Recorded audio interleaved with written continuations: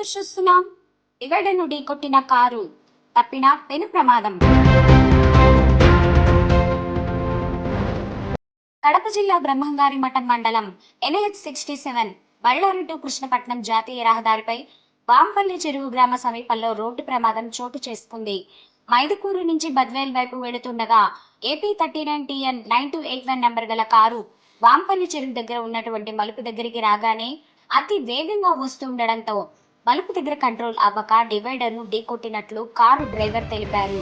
అయితే ఇదే సమయంలో రోడ్డు వర్క్ చేస్తున్నటువంటి కార్మికులు కారు ప్రమాదం జరిగినటువంటి స్థలంలోనే వర్క్ చేస్తూ ఉండడంతో వీరికి పెను ప్రమాదం తప్పింది. ఈ ప్రమాదంలో కారు ముందు వైపు భాగం పూర్తిగా దెబ్బతినగా డ్రైవర్ సురక్షితంగా బయటపడటం జరిగింది.